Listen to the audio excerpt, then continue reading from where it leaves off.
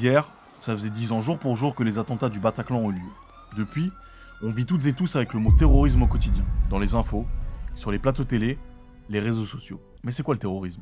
D'où ça vient? On pourrait simplement croire que c'est né le 11 septembre 2001 avec l'attaque du World Trade Center, ou même encore plus simple et plus vicieux, que c'est lié uniquement à l'islam. Ce qui n'est pas du tout le cas, je tiens à être clair là-dessus. On laissera aucune place à l'islamophobie dans les commentaires ou aux raccourcis. Ce que je vais faire plutôt, c'est d'expliquer concrètement ce qu'est le terrorisme, ses origines et surtout son fonctionnement.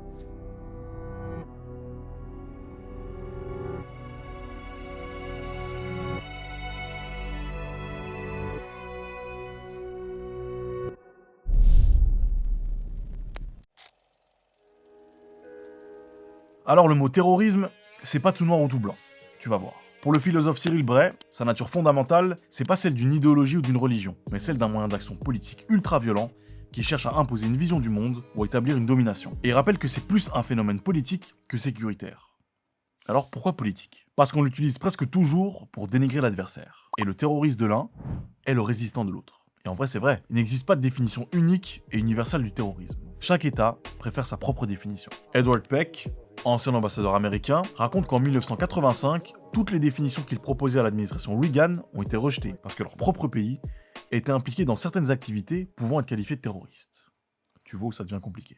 Un autre point important, c'est que le terrorisme est une violence triangulaire. Je m'explique. Le terroriste agit, la victime est un moyen, mais la vraie cible, c'est la société ou le gouvernement. Dans un conflit classique, la cible, c'est un soldat ou une force militaire. Ici, dans le cadre du terrorisme, c'est un civil. Et le philosophe américain Michael Walzer insiste sur cette différence. La violence terroriste frappe ceux qui n'ont rien à voir avec le conflit. Même s'il n'existe pas de définition universelle, le droit tente quand même de s'organiser. L'ONU, par exemple, définit le terrorisme comme tout acte visant à tuer ou blesser des civils pour intimider une population ou contraindre un gouvernement. En Belgique, les articles 139 à 143 du Code pénal sanctionnent toute action visant à troubler gravement l'ordre public par intimidation ou menace grave envers la population ou les autorités. En France, même chose. Depuis 1986, le Code pénal parle de toute entreprise visant à troubler gravement l'ordre public par intimidation ou terreur. Et c'est exactement ça. Le but, c'est de semer la terreur. C'est pas juste de la peur, c'est une panique qui fait sentir que n'importe qui peut être frappé n'importe où, n'importe quand. Et cette pratique terrible, elle date pas d'hier.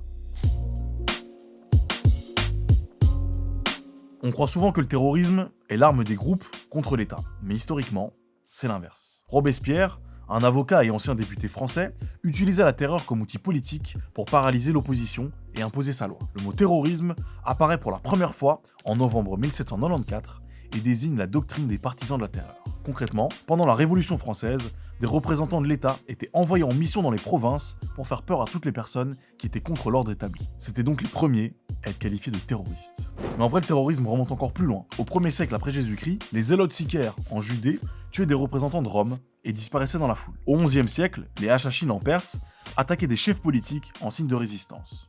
Le mot assassin d'ailleurs vient de ces fameux Hachachines. Assassin's Creed ou quoi? Moi, c'est le premier truc qu'on m'a proposé quand j'ai tapé sur internet. Quand t'as mis Hachachine, ouais, j'ai la même. Et c'est vrai qu'il y avait un lien apparemment avec le hashish, mais c'est certains historiens qui disent ça, mais c'est pas totalement sûr. Ok. Voilà. Au 19e siècle, le terme change pour désigner les groupes attaquant l'État. En Russie, par exemple, des anarchistes et des nihilistes utilisent la violence pour essayer de renverser le régime du tsar. Et des nihilistes, c'est des gens qui pensent que rien n'a de sens. Ni les lois, ni les religions, ni les valeurs de la société. Alors ils posent des bombes, tuent des responsables politiques et veulent créer le chaos pour changer la société. Et ça s'étend jusqu'en Europe. Après 1945, le terrorisme devient l'arme des plus faibles et apparaît dans les luttes anticoloniales. En Palestine, l'Irgun, un groupe sioniste, attaque l'hôtel King David à Jérusalem en 1946, tuant près de 90 personnes. Le but était de militer contre la présence des Anglais sur place. En Algérie, le Front de Libération Nationale fait sauter des cafés à Alger, comme au Milk Bar, tuant 4 civils. L'organisation de l'armée secrète, l'OAS, une ancienne organisation terroriste française d'extrême droite riposte, faisant plus de 2000 victimes parmi les musulmans favorables au FLN. L'avocat Jacques Vergès résume la situation en disant « L'acte était un crime pour l'un, un acte de résistance pour l'autre ». Il y a aussi des intellectuels qui poussent à la révolution, et même au terrorisme. Le psychiatre et auteur Frantz Fanon, dans son livre Les damnés de la Terre, on dit les damnés de la Terre ou les damnés de la Terre? Les damnés, je recommence. Le psychiatre et auteur Frantz Fanon, dans son livre Les damnés de la Terre, prenait la violence libératrice. Et dans la préface du livre, Jean-Paul Sartre va encore plus loin en disant « Abattre un Européen, c'est faire d'une pierre deux coups, supprimer en même temps un oppresseur et un opprimé. Reste un homme mort et un homme libre. » Après les années de libération, le terrorisme devient international. Et un des événements marquants de ce nouveau tournant apparaît le 30 mai 1972 avec l'attaque de l'armée rouge japonaise à l'aéroport de Lod en Israël. Il fait 26 morts et est revendiqué par le FPLP, le Front Populaire de Libération de la Palestine. Et ça, c'est le début des attentats suicides.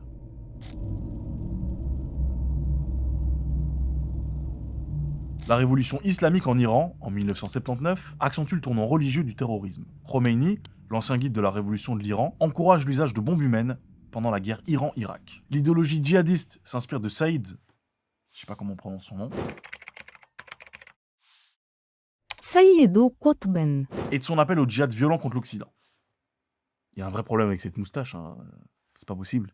À la même période, ça crée des réactions en cascade. Le Hezbollah, créé au Liban par l'Iran, perfectionne les attentats suicides et simultanés. Et le 23 octobre 1983, une attaque contre les casernes américaines et françaises à Beyrouth fait 350 victimes. Il y a aussi la guerre en Afghanistan et la dissolution de l'URSS, qui permettent à Oussama Ben Laden et Ayman al-Zawahiri de fonder Al-Qaïda. Ils attaquent une première fois le World Trade Center le 26 février 1993 et font 6 morts. Ils enchaînent en août 1998 avec les ambassades américaines au Kenya et en Tanzanie et font 224 morts. Et puis le fameux 11 septembre 2001 avec un peu moins de 3000 morts. La guerre en Irak en 2003 favorise l'émergence de Daesh, qui se réclame du salafisme djihadiste et utilise la communication pour propager sa propagande. Et le salafisme, c'est un courant de l'islam sunnite qui prône un retour strict aux pratiques et croyances des premiers temps de l'islam. Et entre 1979 et 2019, les attentats islamistes ont causé 167 096 morts, soit 39,1% des victimes du terrorisme.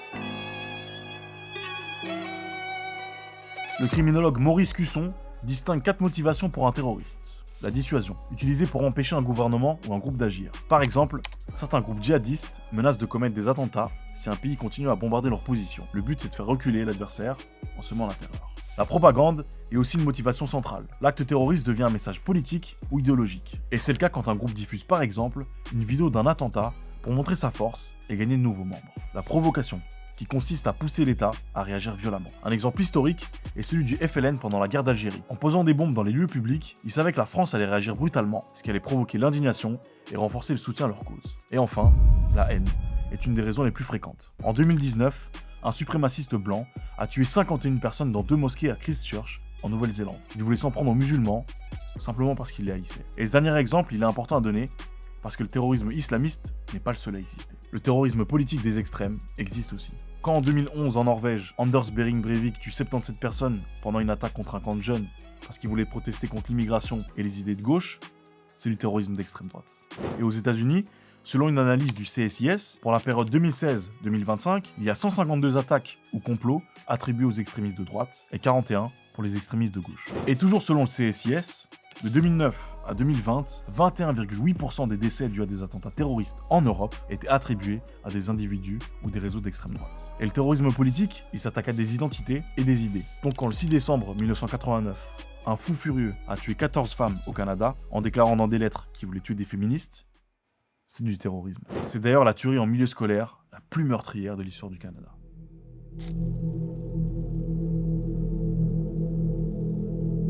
Aujourd'hui, le terrorisme touche le monde entier et prend des formes difficiles à prévoir ou à combattre. En 2014, c'était 32 727 morts. En 2024, on comptait 7 555 morts liés au terrorisme dans le monde, soit une baisse de 13% par rapport à 2023. Mais il a aussi pris une autre forme dont on commence de plus en plus à parler. C'est le cyberterrorisme. Il a la même utilité que le terrorisme classique, sauf que ces attaques n'utilisent pas des armes, mais uniquement des outils numériques, comme des virus ou encore le piratage de données. Un exemple très concret, c'est quand en mai 2007, l'Estonie a subi une grosse cyberattaque après la décision controversée de déplacer un monument soviétique de la Seconde Guerre mondiale situé dans la capitale. Cette attaque a pris la forme d'un déni de service. Ça veut dire que des milliers de requêtes ont été envoyées à certains sites pour les saturer et les rendre inaccessibles. Du coup, presque tous les réseaux gouvernementaux, ceux de 2 grandes banques estoniennes, ont été temporairement mis hors ligne. La panique totale. De nombreux experts ont soupçonné la Russie d'être à l'origine de l'attaque, mais aucune preuve formelle n'a été trouvée. Le ministre de la Défense estonien a lui-même reconnu qu'il n'existait aucun lien prouvé entre les cyberattaques et le gouvernement russe. Moscou a d'ailleurs rejeté ces accusations en disant qu'elles étaient sans fondement. Et finalement, en janvier 2008, un jeune Estonien a été condamné pour avoir participé aux attaques, notamment contre le site du parti réformiste estonien.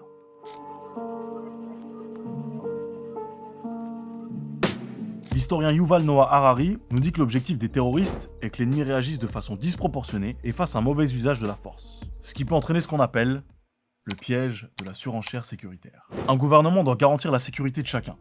mais pas à tout prix. Sauf que depuis certains actes terroristes, certains abus ont été dénoncés par des organisations comme Amnesty. Aux États-Unis, il y a eu par exemple le Patriot Act. C'est quand l'administration du président Bush a créé une loi qui permettait entre autres la détention d'un citoyen étranger sans inculpation ni limite de durée. Ça a mené à des dérives graves, comme l'ouverture du site de la prison de Guantanamo et le recours systématique à la torture. Tout ça pour que des années plus tard, les commissions d'enquête du Sénat américain prouvent que la torture et la surveillance illégale n'ont pas permis d'empêcher le moindre attentat. En France, après les attentats de novembre 2015, l'instauration de l'état d'urgence a permis des perquisitions administratives sans autorisation du juge. Et sur 4348 perquisitions entre novembre 2015 et février 2017, moins d'une sur 200 a motivé des poursuites pour activités terroristes. Et aucune des 629 personnes assignées à résidence n'a été poursuivie. Et il faut le dire, ces dérives ont souvent visé des musulmans en raison d'une pratique religieuse supposée, ce qui est vraiment léger, pour défoncer la porte de quelqu'un.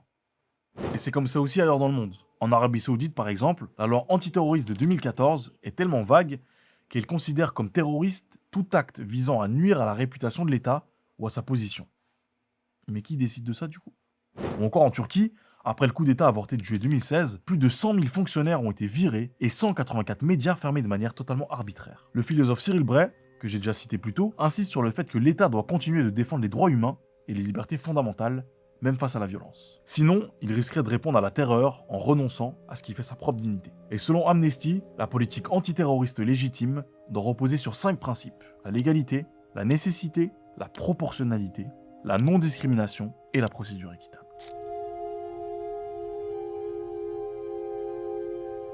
Le terrorisme, c'est pas seulement des bombes ou des armes, c'est une stratégie politique, une forme de communication par la terreur, qui cherche à frapper là où ça fait mal. Dans les symboles, dans l'opinion, dans nos certitudes. Il a changé de visage au fil des années et des siècles. De Robespierre aux zélotes, des anarchistes du 19e aux djihadistes du 20e, en passant par l'extrême droite ou les cyberattaques. Mais ce qui change pas en tout cas, c'est sa cible principale, la société tout entière. Alors voilà, on combattra sûrement pas le terrorisme uniquement avec des armes ou des lois. On le combattra aussi en le connaissant, en le regardant droit dans les yeux, et surtout en communiquant avec nos semblables et en leur disant qu'on cédera pas à la peur.